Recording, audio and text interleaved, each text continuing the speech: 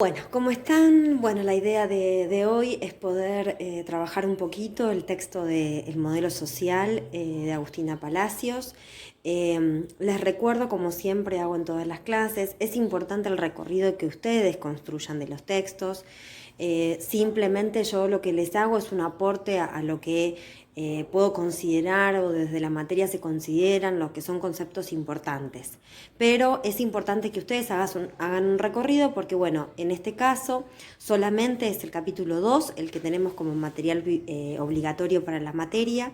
Y el texto tiene una particularidad de que se aportan muchos datos y muchos autores, porque bueno, ella lo que hace, digamos, en el texto total es también una compilación de autores de distintos lugares, de distintos países, para poder abordar la complejitud, digamos, que implica entender el modelo social de la discapacidad, entender desde dónde surge esto y distintos aportes de distintas disciplinas.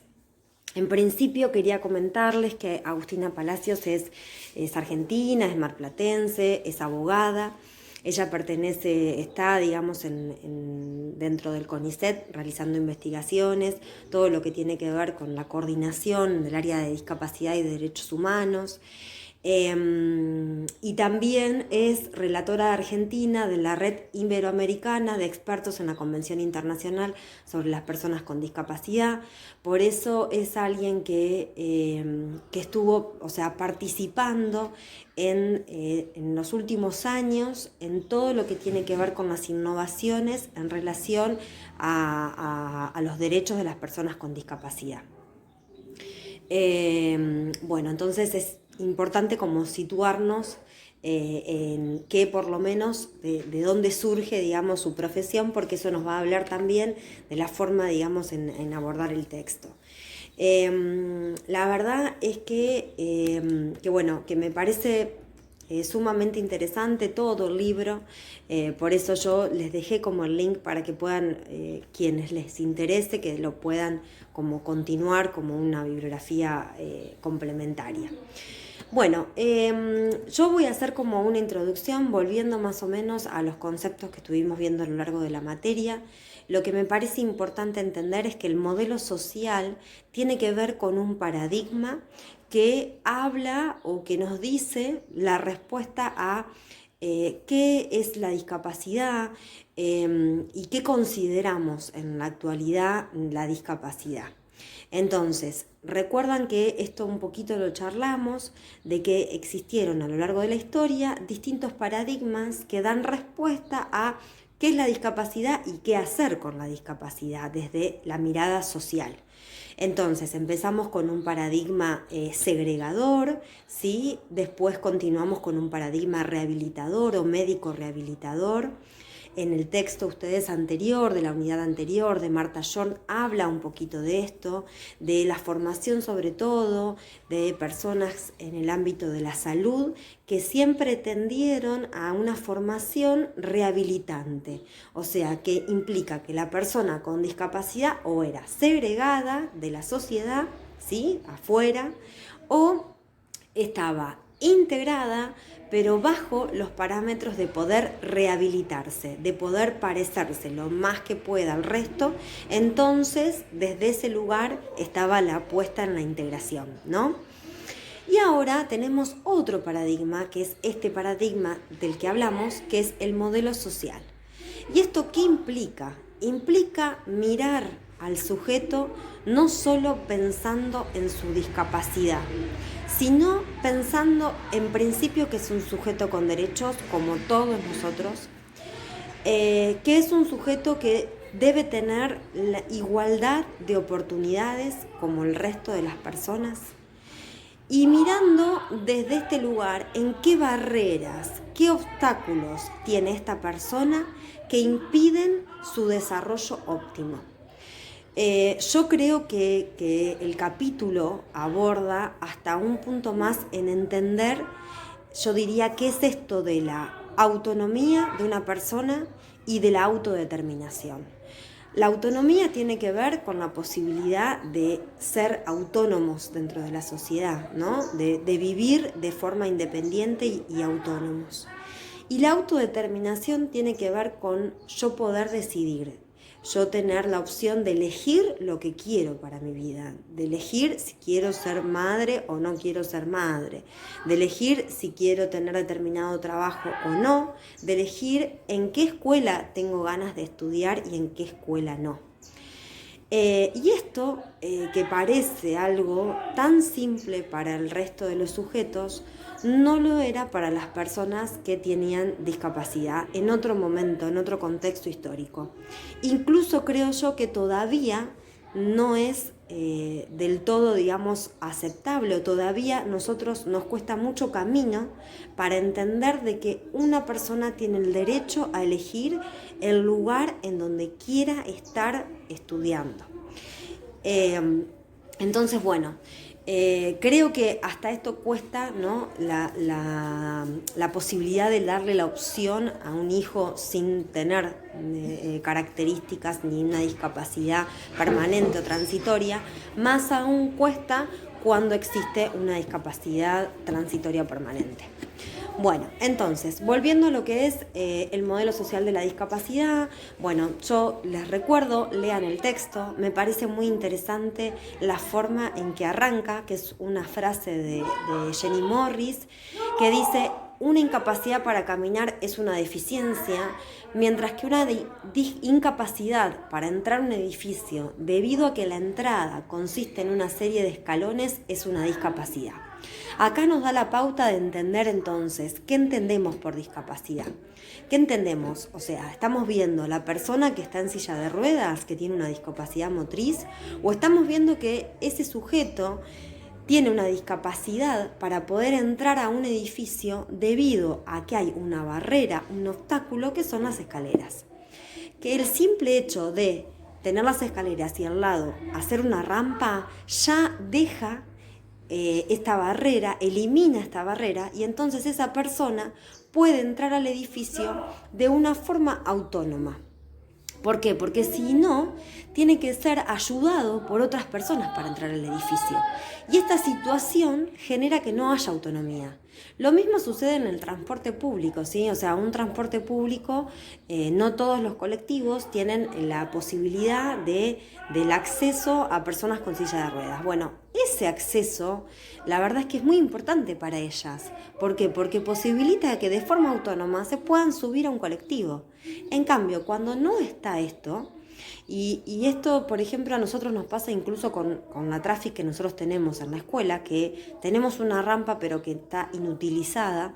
Por lo tanto, yo pensaba que muchas veces nos sucedía que chicos con discapacidad motriz, los papás los subían, digamos, a UPA, y por otro lado dejaban la silla, o teníamos una silla en la institución y otra silla tenían ellos en su casa.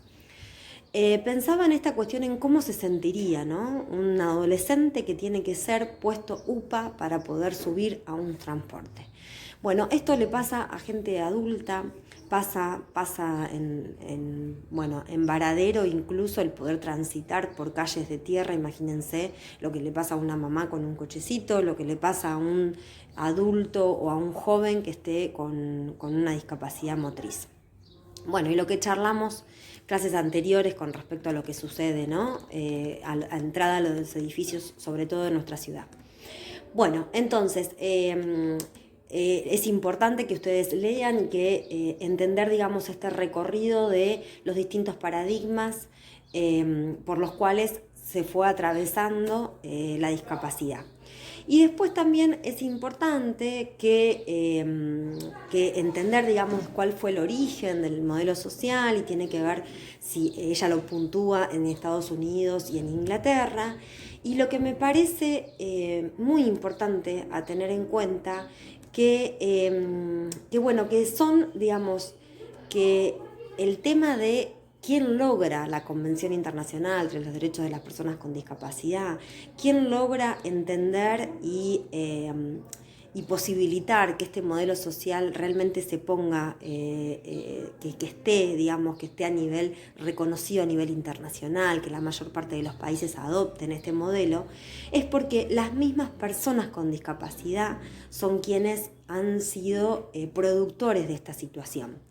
Y ahí también, digamos, dejaron de ser o dejaron de estar en un lugar de ser manejados o de ser dirigidos o de que otros tomen decisiones por ellos, y fueron ellos quienes asumen esta situación. Principalmente, bueno, les va a contar acá la autora sobre un alumno con discapacidad motriz, y qué sucedía, digamos, en la universidad, en donde ellos no tenían posibilidades de dormir en esa universidad, entonces por la noche eran llevados a un centro de rehabilitación. Todo lo que tuvo que pasar desde antes de la universidad, lo que tuvo que pasar para poder lograr tener la titulación de la educación secundaria. Bueno, un montón de situaciones sumamente discriminatorias para lograr recibirse de una carrera universitaria, y por suerte, bueno, junto a otros sujetos poder formar parte y llevar a cabo las distintas modificaciones que se hicieron con respecto a leyes para realmente para poder estar incluidos dentro de la secundaria y dentro de la universidad. Nosotros, con respecto a esto, dentro del sistema educativo, recuerdan que yo siempre les digo, la resolución 1664 del 2017, bueno, es una resolución sumamente importante, porque de esa se desprende otra resolución que tiene que ver con la titulación de las personas con discapacidad, en donde en esa resolución se deja bien expresado que si hay un sujeto con discapacidad que no tuvo adaptaciones de contenidos importantes, el título es el mismo que el resto de sus compañeros.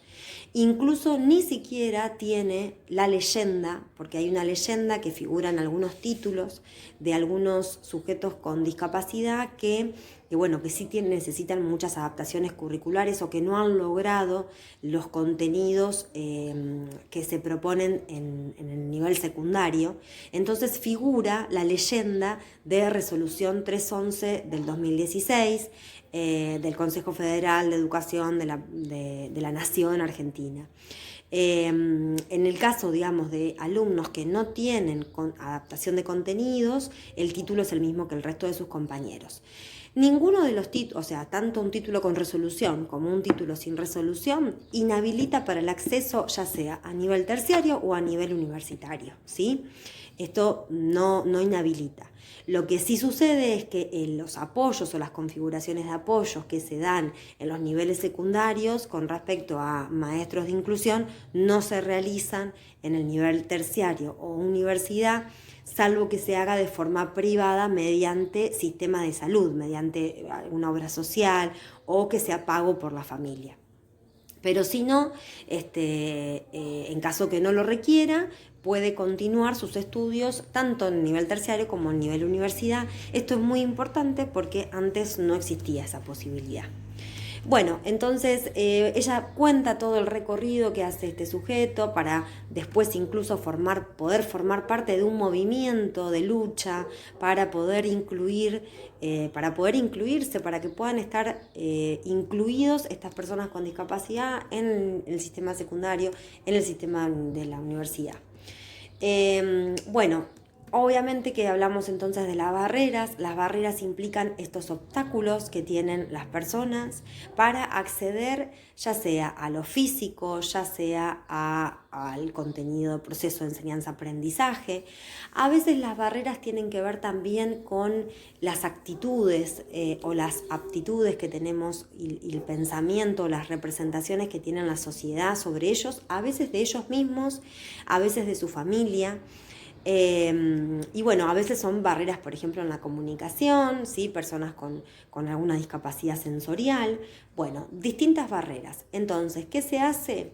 En el caso en el que ustedes, formando parte del sistema educativo, observan a algún alumno que tenga alguna discapacidad o que tenga algún impedimento para poder acceder al contenido, en principio lo que ustedes deberían hacer es informar al equipo de orientación escolar, charlar también con otros profesores.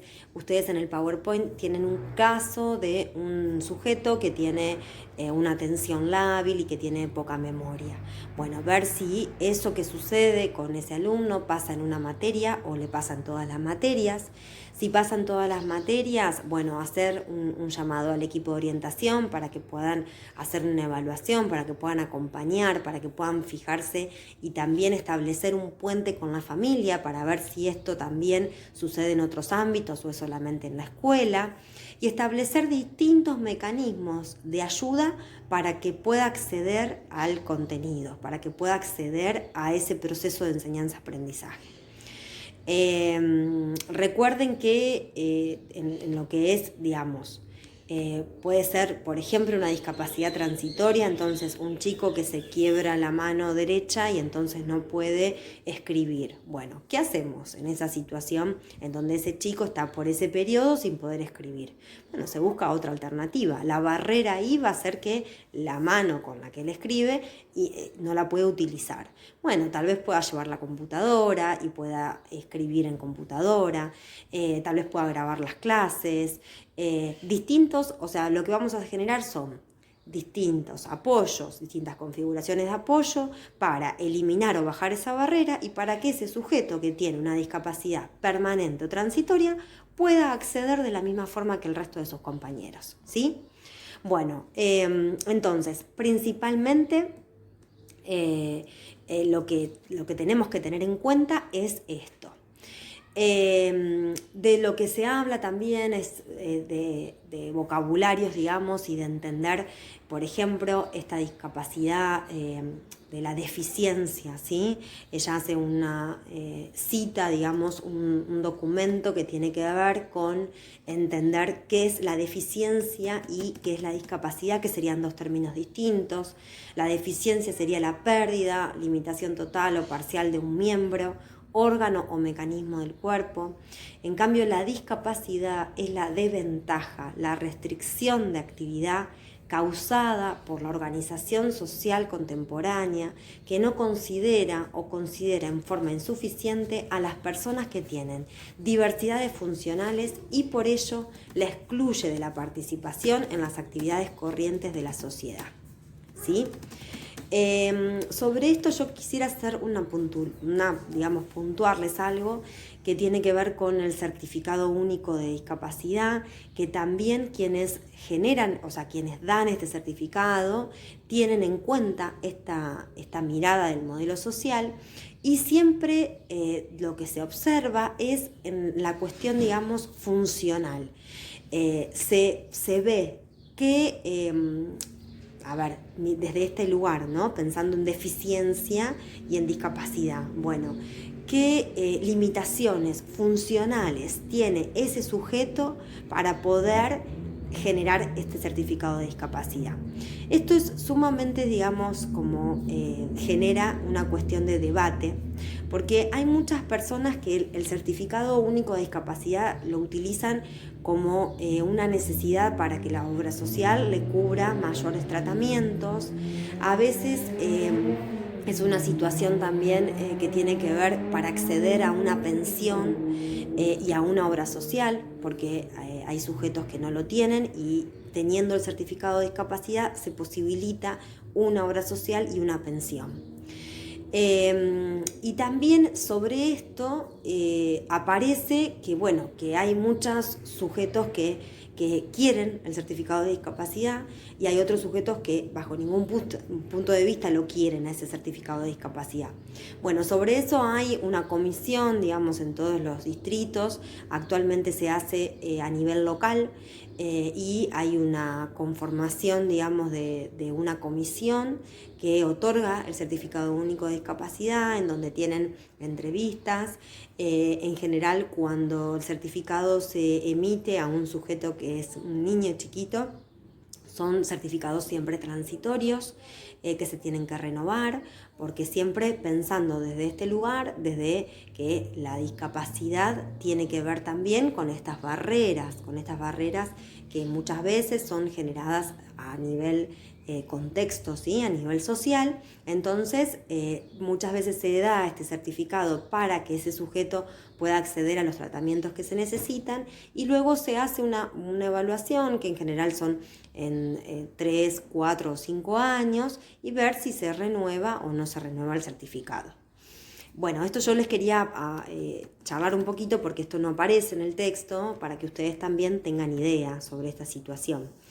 De todas formas, también contarles que lo que tiene que ver con la discapacidad intelectual también es un tema como para charlar y que genera como mucha controversia, porque bueno, sobre esto sucede que muchas veces, o a mí me ha pasado en la escuela especial, que recibimos chicos que, entre comillas, no han funcionado dentro de la escuela común, y que en ese momento fueron derivados, pero atendiendo a otro paradigma, no a este paradigma. Entonces, digamos, no existe no tienen tratamientos, porque a veces provienen de familias vulnerables, y se los ha catalogado como discapacitados intelectuales. Pero lo que habría que ver ahí sería si este sujeto lo que tuvo, digamos, fueron muchos obstáculos, muchas barreras que fueron impidiendo este proceso de enseñanza-aprendizaje, o realmente existen componentes neurológicos que han impedido el acceso, ¿sí?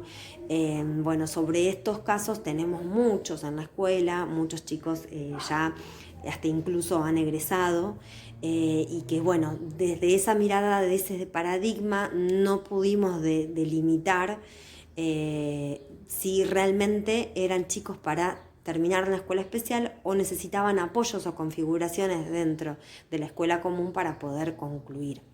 Por eso también es que se modificó mucho, y todo lo que son los problemas de aprendizaje, por ejemplo las dislexias, la discalculia, bueno, distintos problemas de aprendizaje, y los que son problemas de conducta no entran en lo que es una discapacidad, y por eso esos niños, esos sujetos no van a ir a la escuela especial, sino que la modalidad de psicología, que es a la que pertenecen todos los equipos de orientación escolar, deben buscar distintos apoyos para eliminar esas barreras y para que esos niños puedan permanecer en la escuela que deseen estar. Bueno,